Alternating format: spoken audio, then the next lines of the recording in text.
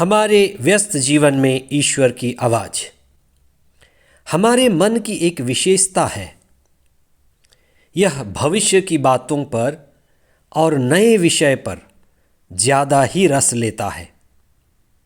पुराने बातों को मन सुनना नहीं चाहता, विशेषकर भविष्य की अनहोनी बातें, संभावना भरी बातें मन को बड़ी प्रीतिकर लगती हैं। और जब सवाल कायामात का हो, दुनिया के अंतिम दिनों का हो, तो मानव मन बड़ा उत्सुक हो जाता है। आज आप ईसा के इस विषय पर चिंतन करें कि ईसा ने अंतिम दिनों के विषय में क्या विशेष बात कही है। 32वां सामान्य सप्ताह 11 नवंबर 2022 शुक्रवार। पहला पाठ संत योहन का दूसरा पत्र, पद संख्याएं 4 से 9 तक। संत लूकस का सुसमाचार अध्याय 17, पद संख्याएं 26 से 37 तक। अंतिम दिनों की बातों के विषय में ईसा ने इतिहास की दो महान घटनाओं को याद दिलाई। जब इस संसार पर ईश्वर का प्रकोप आया था, ईसा ने स्पष्ट रूप से उन दो घटनाओं की चर्चा की है। पहली घटना नूह के दिनों में आया था, महाप्रलय, और दूसरा अब्राहम के दिनों में आया, सोदोम और गोमरा में गंधरस की वर्षा। ईसा ने इन्हीं दो घटनाओं के बारे में बताया। ईसा इसलिए लोगों को याद दिला रहे थे कि हम मनुष्यों की याददाश्त बहुत छोटी है। हम उन्हीं चीज़ों को याद रखते हैं जिनसे हमारे मन को रस मिलता है।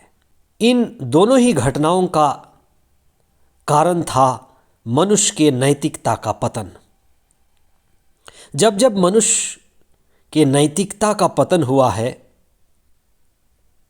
तब तब मनुष्य अपने विनाश का गड्ढा अपने ही हाथों में खोदा है। नूह के दिनों में जो हुआ, लोगों ने ईश्वर की उपस्थिति खो दिया, पशु जैसे हो गए, आत्मा और चेतना रहित हो गए। उनका मन लगातार बुराई की ओर झुका रहता था।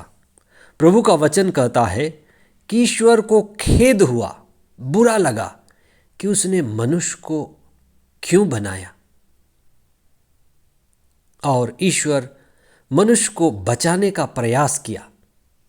उसने नूह को बड़ा पोत बनाने का आदेश दिया और ये भी कहा कि तुम सभी लोगों को जहाज में आने का निमंत्रण दो। और नूह जहाज भी बनाता रहा और लोगों को भी बुलाता रहा कि 40 दिन के बाद प्रलय होने वाला है। लेकिन सांसारिकता, दुनियादारी इतनी प्रबल थी, खरीद बिक्री, शादी ब्याह, रिश्ते नाते, कि लोग नूह के बातों पर ध्यान नहीं दिए और उसके बातों को हंसी उड़ा दिए। ईश्वर जिसने हमें बनाया है, हमारी सहयोग के बिना हमें नहीं बचा सकता। God who has created us cannot save us without us. सोदोम और गोमरा में भी मनुष्यों की नैतिकता गिरती ही गई। बिल्कुल मनुष्य पशु तुल्य हो गया। इसीलिए वहां से एक शब्द आया है, सोडोमी। पशु से भी नीचे गिरा मनुष्य।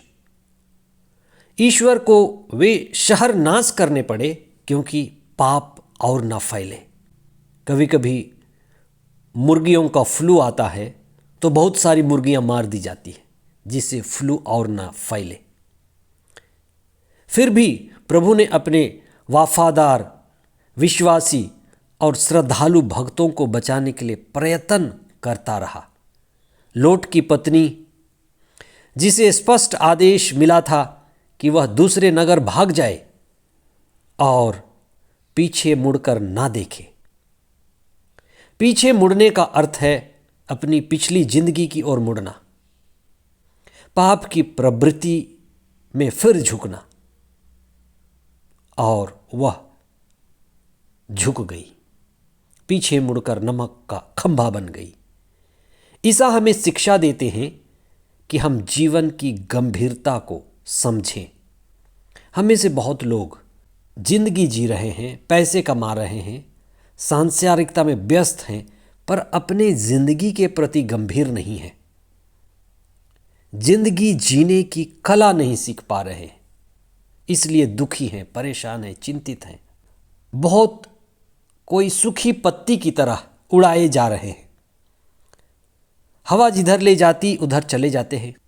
हम अपनी जिंदगी को ईश्वर से नहीं जोड़ते, आत्मा व चेतना विहीन जिंदगी जीते हैं। न्याय के दिन तक यह पता नहीं चलेगा कि कौन ईश्वर के संग जाएगा या कौन छोड़ दिया जाएगा। प्रभु कहता है कि एक उठा लिया जाएगा, एक छोड़ दिया जाएगा।